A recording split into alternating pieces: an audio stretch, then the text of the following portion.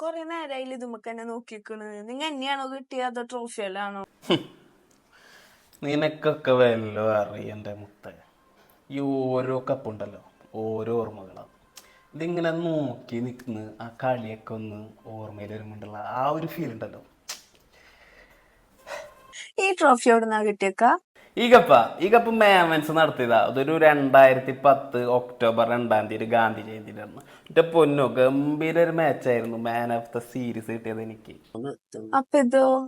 ഇത് 2016 ഒരു November 29. Super മാച്ചായിരുന്നു. രാജീവ് ട്രസ്റ്റ് അകലാട് നടത്തിയതാ.